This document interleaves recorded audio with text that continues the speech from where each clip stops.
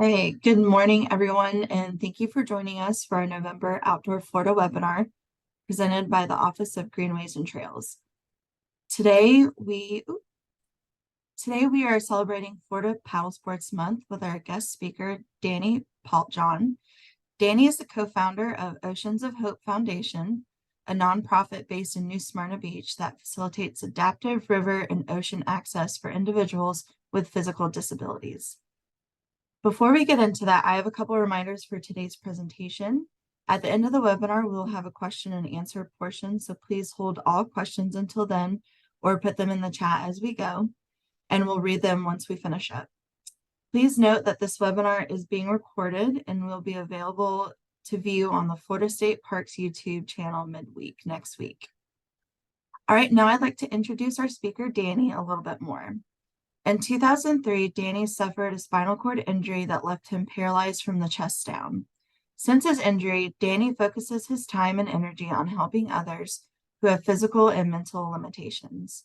In 2014, he started the Oceans of Hope Foundation to give individuals with limited to no mobility safe kayaking and surf experiences in New Smyrna Beach. Danny's goal is to help everyone who participates in Oceans of Hope events succeed and having a fun-filled day on the water. Thank you so much, Danny, for sharing your story with us today, and we're excited to hear from you, so let's go ahead and get started, and you can share your screen when you're ready.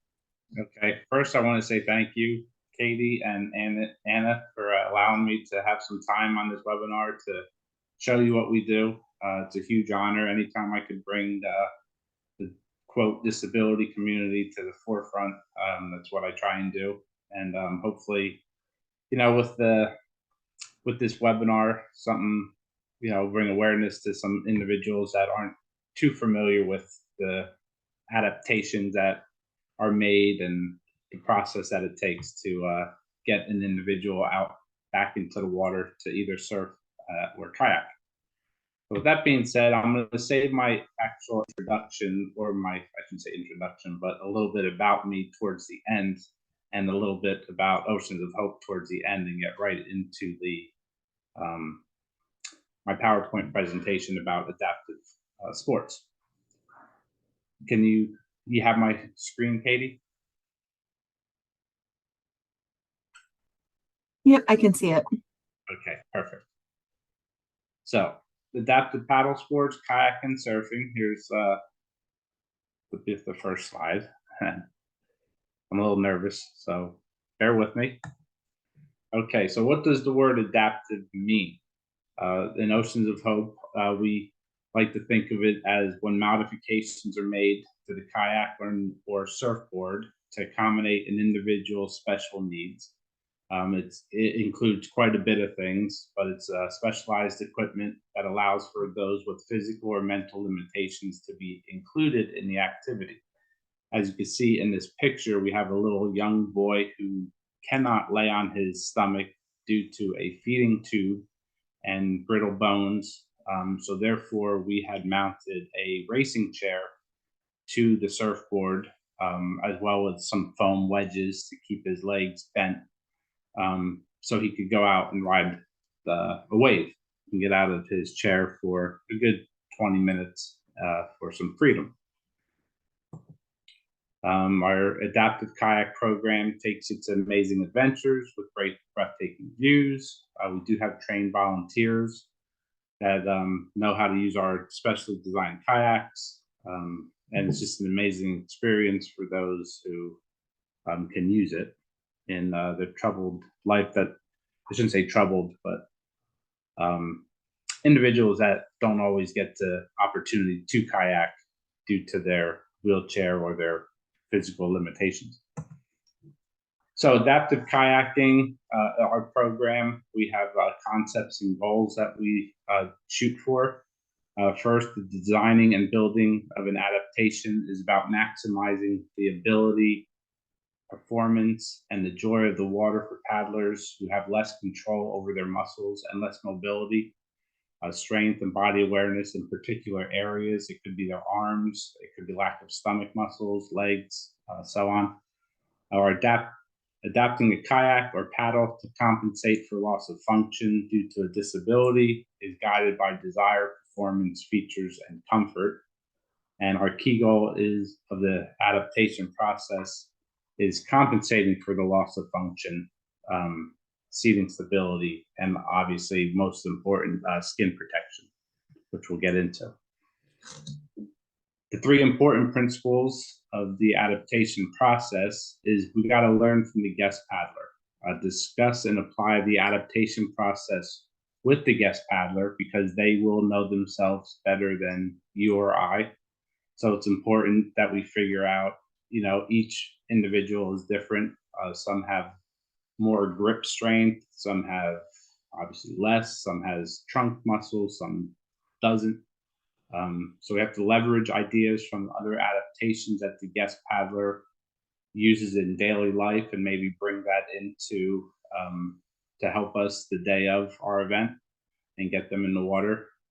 Once all the adaptations are ready for use, observe the guest paddler closely on the water to ensure the modifications are safe and functional. With that being said, if the hand starts slipping or their trunk starts moving left or right, you need to have that stability or that center location always be in place so they don't slide around, if that makes sense.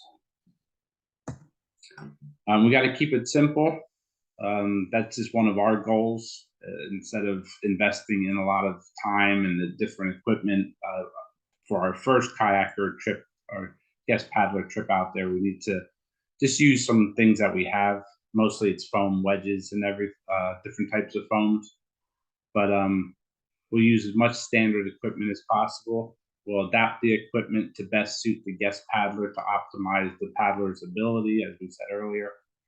All the adaptations should be first be temporary to be sure they meet the person's needs. We'll use the materials that can be easily adjusted and removed, and then be conservative.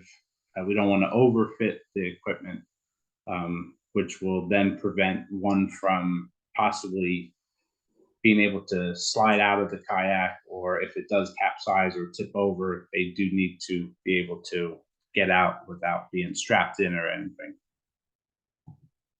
Keep it safe. I just kind of went over that. Ensure the adaptation fits comfortably and the guest paddler can easily exit the watercraft and or release the paddle.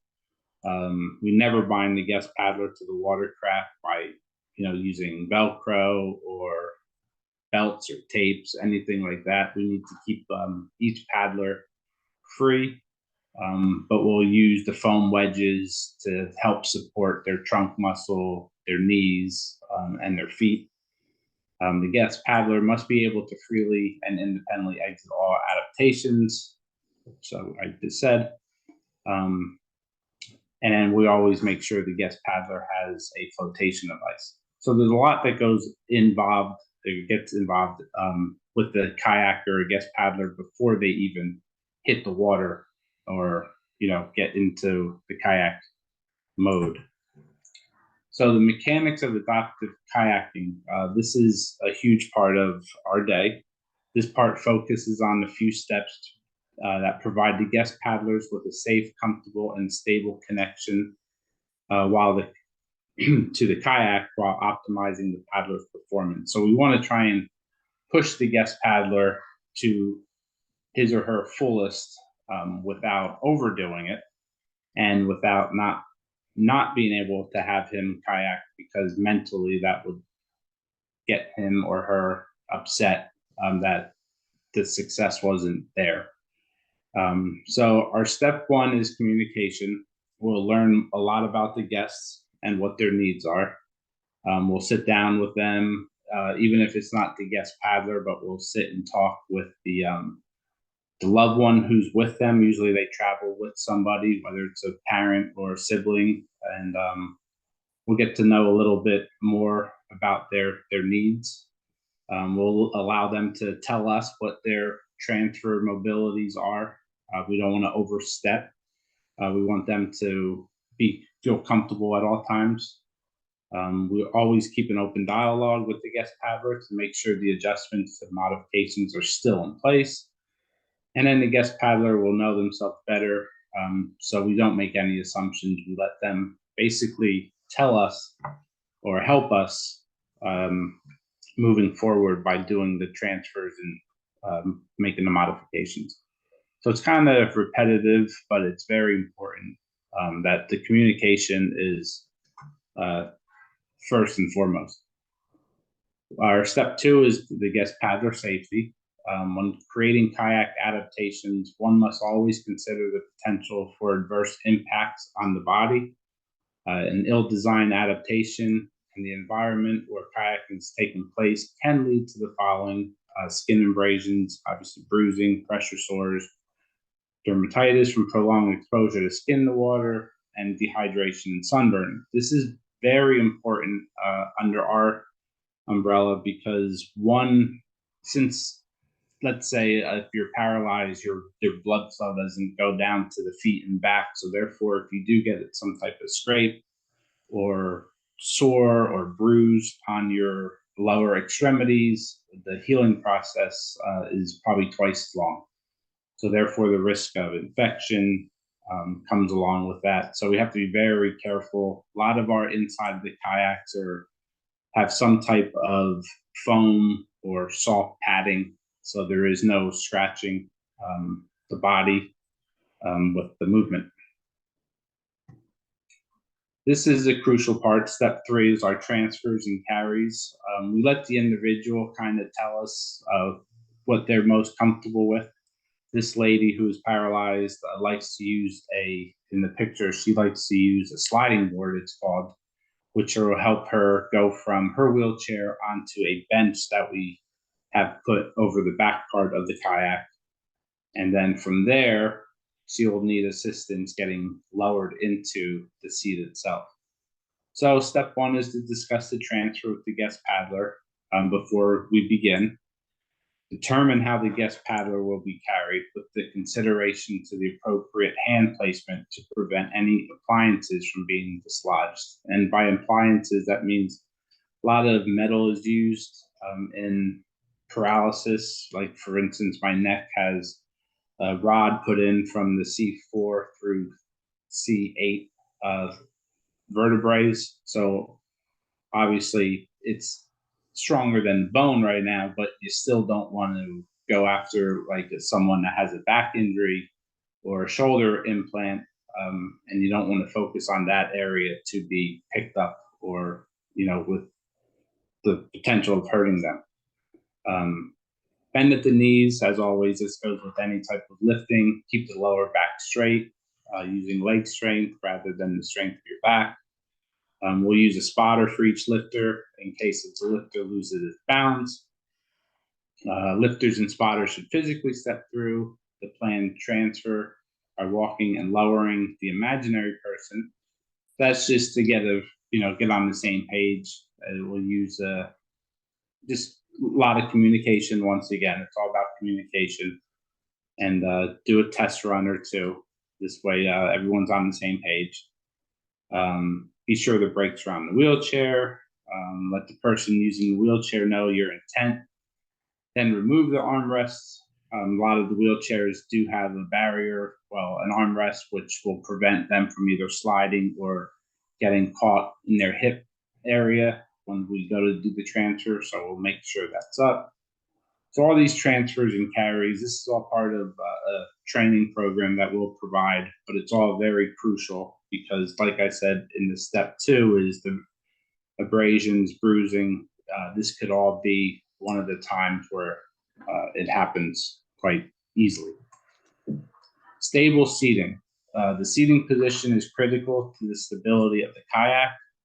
The proper sequence of creating seating adaptation starts with the installation of the bulkhead, which is obviously, if you look at the right picture, you'll see a guy with his arm down at the front of the area where we have 2 slide rails that have pedals on it. And that white piece of foam that's sitting on the seat will push that up against the pedals, and this will give support under the individual's feet to prevent them from sliding forward. The bulkhead to support the lowest extremity, and to prevent entrapment. Options for achieving further stability includes this. Obviously, the bulkhead is what I just said. This is placed in the front of the guest paddler's feet, which braces the individual from sliding. You'll notice down at the left, drawing down there, that gray area by the feet is the bulkhead. So we want to make sure that their feet are touching it at all times. Foam rollers are used. That goes under the knees to help balance during the paddler's stroke. The foam rollers will also push the knees up and actually branches out their thighs outward, and the thigh support up against the side of the kayak helps them to have more stability. Sometimes we do put a foam wedge in between the knees to keep the outer knees up against the kayak, which it's all about support and stabilization. Next is stability. The guest paddler's weight must be equally distributed between the starboard and the port sides of the kayak, which is the sides, and then the bow and the stern of the kayak. If the weight distribution is not equal, we could either alter the seat adaptations or use a ballast as needed. The ballast is a weight. Some of our individuals might have one leg that's amputated, so to make up for that loss of weight on one or the other side, we could use a ballast that will help make the weight more distributed in the right area. Sorry about that. If the guest paddler is having difficulty supporting the upper body in an upright position, there's a couple other things we could do as far as changing the dump of the seat, which lower the tailbone, so it helps him have more stomach muscle, and also it changed the back support, where maybe take a foam wedge out of the back to have him positioned kind of on an angle backwards to help them sit upright. So we also use outriggers. Outriggers are very important. They help to stabilize the kayak itself. If someone rocks a lot, or when they get into the kayak, the paddling movement, the kayak becomes moves a little bit, obviously left to right. So we do use outriggers on most of all of our kayaks. If someone doesn't want to use them and they want to get really tested, then we'll have a trained kayaker go alongside of them, just in case if a tip was to happen and the individual goes in the water. Here's some of the modifications that we use for the hand. This picture is a perfect example of someone who has limited or no hand function. We'll use the wrist. We have a strap and a mount that goes on the oar, and we'll use the wrist as his way or her way of paddling. They're easy to break off if the kayak was to tip. So you never want to use tape or ace bandage or anything to keep the hands on the oar. This is another modification that we use. It helps if someone has limited grip. It just keeps the back of the hand towards the oar, and it'll give them that extra grip that the individual, the guest paddler, will need. This is called the angle oar. It's kind of a rod that's mounted to the front of the kayak with a ball joint, like a pivot. So if an individual has either one limb has amputation to the other, he or she could use the oar. It's very mentally hard. I've tried it myself, and you always have to be aware that if you pick up the paddle too much, then the left side of the oar is going too deep into the water, vice versa. So it's all based on one side of paddling. The gentleman up top, he has a stroke, so his left side has limited mobility, but his right side's pretty strong. So he loves it. He uses it quite frequently.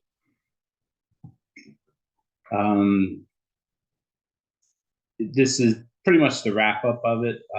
This is the way we get our individuals out in the water.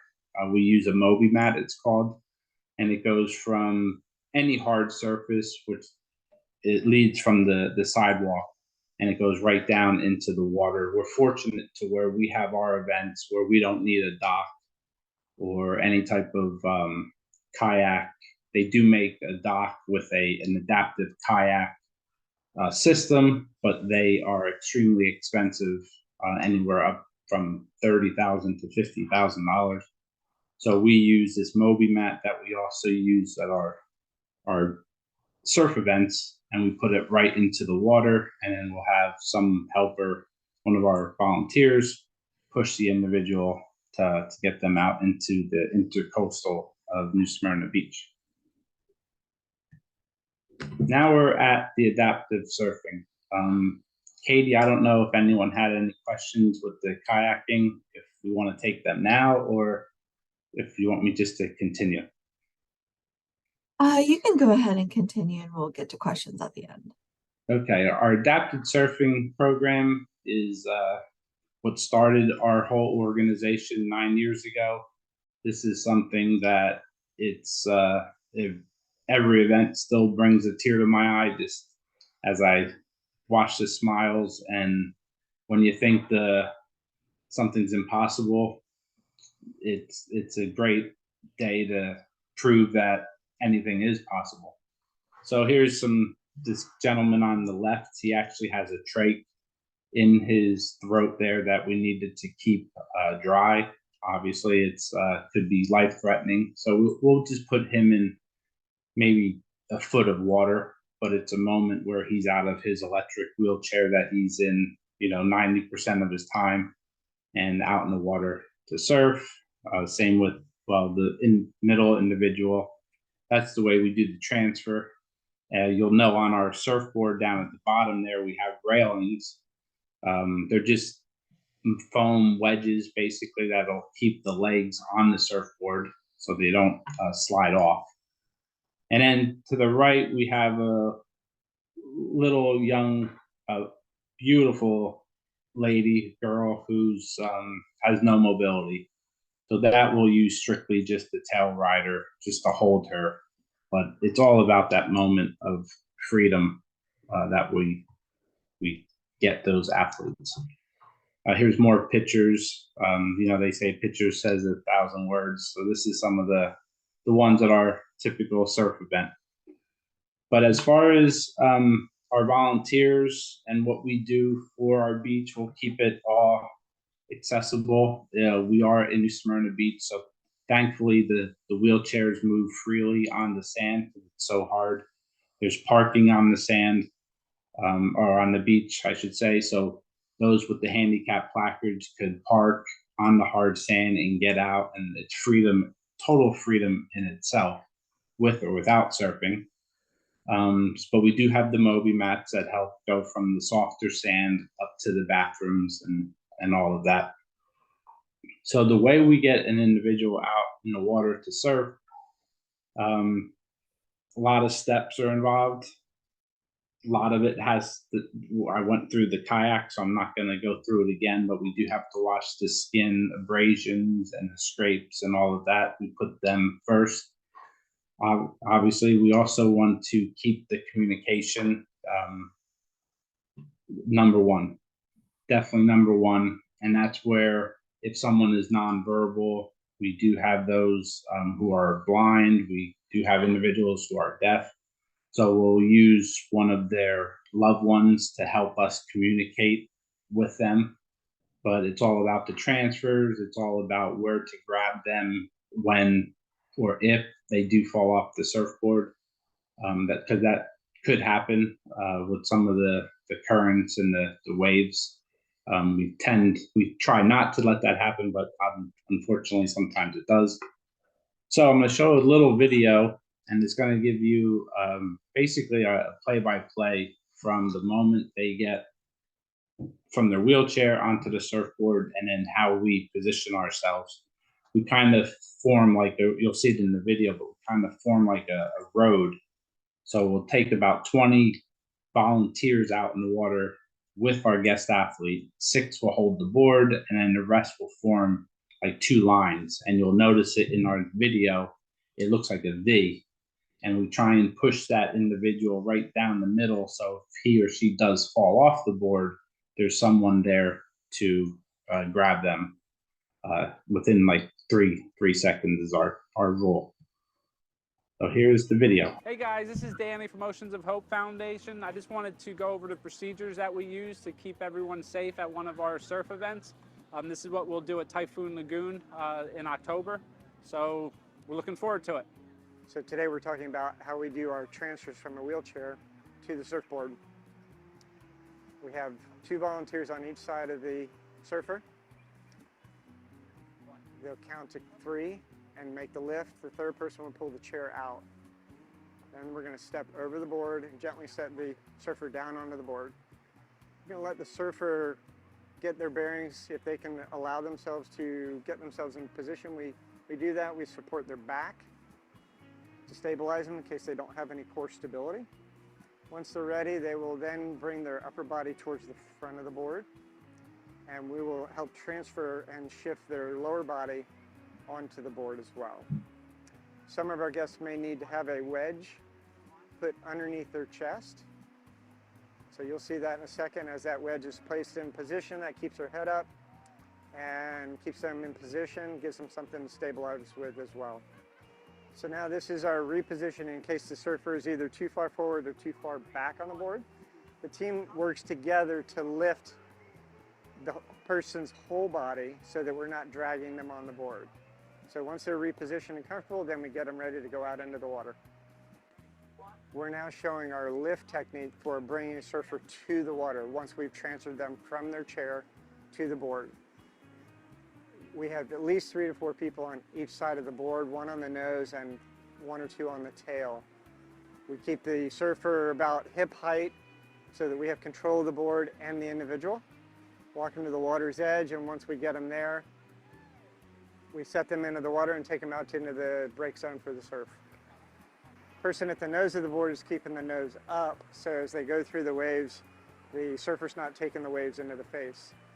Once they get the surfer into position, they'll turn him around, make sure that he's situated on the board properly. Depending on the surfer's abilities, he can either ride the board by himself or may have a tail rider that rides with him. So we make sure that we ask each guest what they prefer or what their experience level is.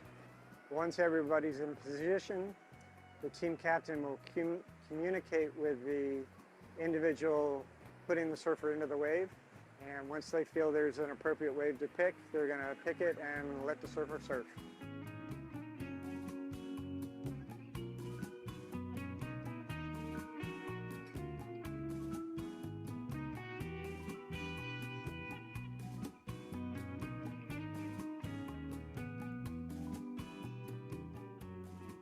Team is in position again. All right, so we got our surfer launching into the wave. Rider falls off. Team converges together, gets to the surfer.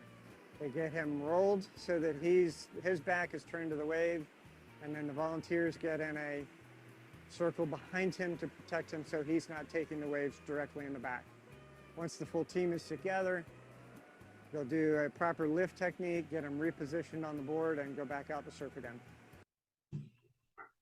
So that's how we do our surfing event. I hope that was informative with the V shape, because that is crucial because some of our individuals have no mobility at all. So it's crucial that we get there within the 3 seconds. And then the next video I'm going to show is just what our typical event day looks like. It's a 3-minute video.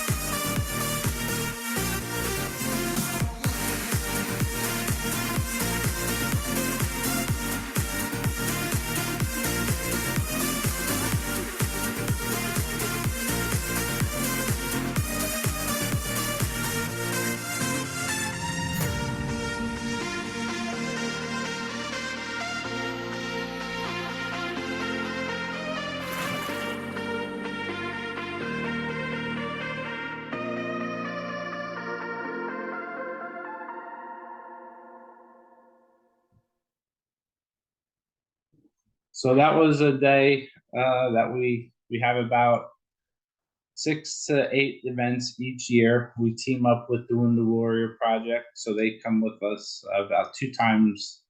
We have special events just for them. We get anyone with PTSD, the invisible wounds, up to those that, have no limbs. It's just a day that is incredible. I get emotional after I watch that video because of the smiles and the laughs and the love that you see is just priceless. So, Katie, is there any questions as of yet, or should I just finish up answering some of these questions that I didn't get to in the PowerPoint? Well, we don't have anything in the chat just yet. If folks want to go ahead and type your questions in the chat while Danny finishes up, that'd be awesome. Okay, so back to the paddling. What type of experience do we offer? We offer about 4 different trips in that location that we do it at. It's called Battle Island, and we have a 6-mile, 4-mile, 2-mile, and a 1-mile paddling experience that the individual could experience. We are looking at doing branching out into some of the local lakes in the Orlando area. So that's some of the paddling experiences. What type of guest participants can kayak? We could take anyone, like I said, with any type of disability. By the way, I don't like using that word. I like using the word ability. Even those that have no mobility, we have a tandem kayak. We place that guest paddler up in the front, and then we'll have one of our team leaders, trip leaders, sit in the back and do all the rowing for them. We'll also have 2 kayak trip leaders go on each side of that kayak, just in case if they notice the participant that has no mobility starting to slide or something, they could go to the side and help them out.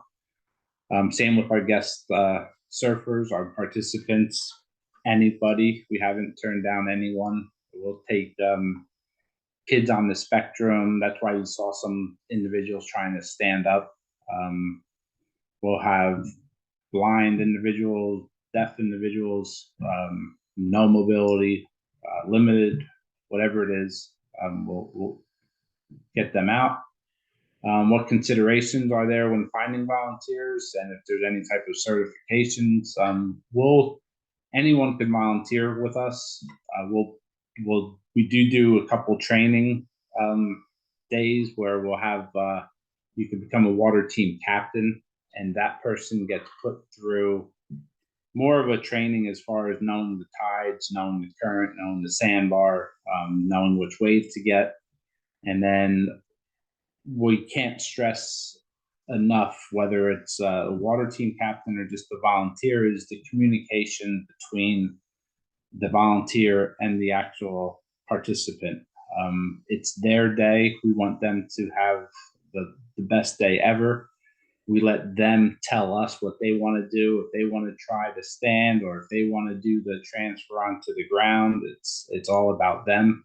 We don't want to overstep. We don't want to say anything that might get them upset, because mentally that could take them into a direction where we don't want them to go. I'll give you a quick example. One of our first events, which happened 9 years ago, one of our volunteers had said something to a lady who was paralyzed from the chest down.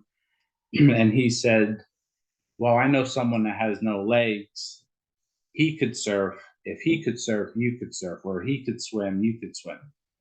And I'm looking at her like, oh my God, I can't believe our volunteer just said that, because you can't compare any type of ability with the other person.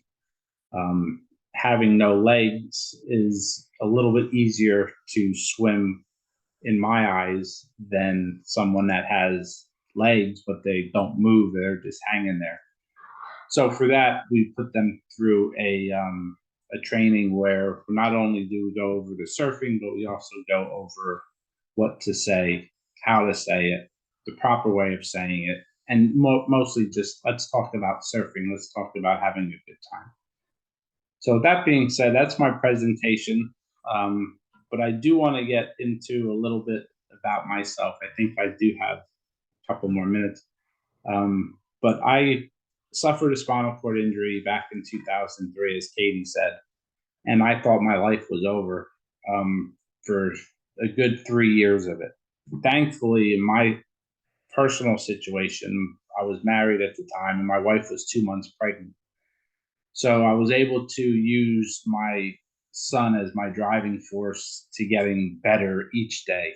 I see a lot of individuals don't have the support, they're not married. Everyone's different. Back to my situation, I was in construction growing up. My dad was an electrician. I was into sports. I played every sport, from baseball from spring to summer to football during the fall, and snowboarding, wrestling, ice hockey throughout the winter. So it went from all around. So my hands were my life. And then I break my neck and I'm paralyzed from the chest down. My hands don't move.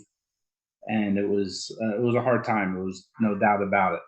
So make a long story short, after like the third year of living this miserable, depressed life, when I'm by myself, when I'm with people, I try and laugh and don't want to bring them into it. But it was always hard when everyone would leave, and then it was just myself, and a lot of negative thoughts go through your head. But anyway, I wanted to, once I felt good about myself, I accepted myself. I live by 3 words. It's accept, adapt, and achieve. And the one day I remember sitting on the couch and I watched that clock just keep going around and around, and there was no way in hell I could turn that clock back. So the clock kept ticking, and I was like, there's nothing I could do. I have to accept myself. So I accepted myself. When I accepted myself, I was able to adapt to my wheelchair life. I was able to now not be upset when someone would stare at me out in public, or a kid would, ask what happened. It was something that I was honored to have them ask me, and I would love to tell them what had happened, not in a dramatic way for a child, but just tell them that my legs didn't work and that they're going to get better. And then just adapting to it I was able to achieve something, anything. I was able to just be happy, be back to my old self. But Oceans of Hope gave me that opportunity to bring this to others that I know who are going through a hard time, and just getting them to know that there are people out there, volunteers that are out there wanting to help. And that is the engine of Oceans of Hope, is our volunteers. They get 100% of the credit. It might have been a vision that I had with, my partner, Chris. It might have been our dream, or whatever we want to call it, but our volunteers is the whole organization.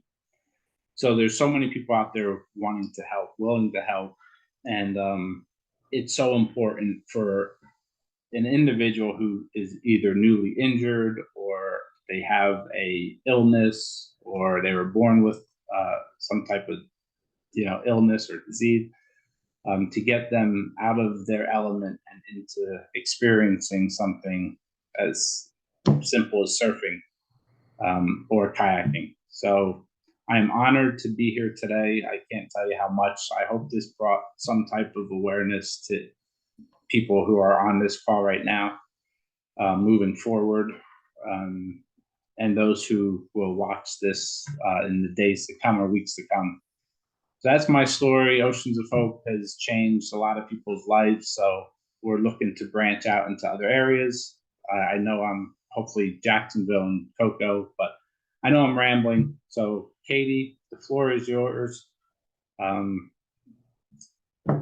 hope that was good. Thank you so much, Danny. That was a great presentation. We did have one comment from Doug Alderson. He said, great job, very inspiring. I did have one quick question for you, and you kind of touched on it. I was just wondering what's in store for Oceans of Hope in the next year. Do you have any new programs, events, or partnerships coming up? That's a great question. We do have, we partner up with the Wounded Warrior Project, like I said. We are looking to expand into different lakes.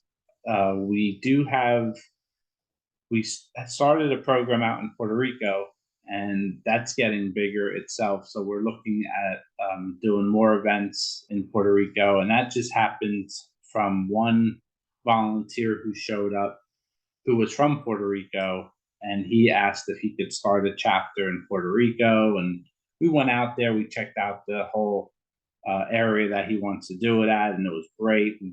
There was about 6 of us that went out to Puerto Rico about 4 years ago, and we had our first event. We got them the Moby mats, got them all set up. So that's now moving in a huge direction. Like the demand is so key out there. But we are looking into scuba diving and snorkeling. We should have our program, our first chapter of that opening up this upcoming March. So that'll be scuba and snorkeling.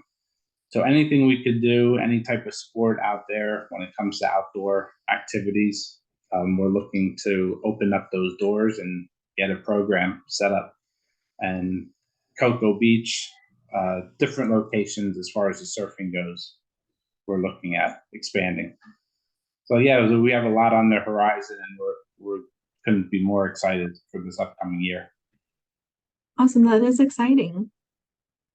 Well, I think we'll go ahead and wrap up.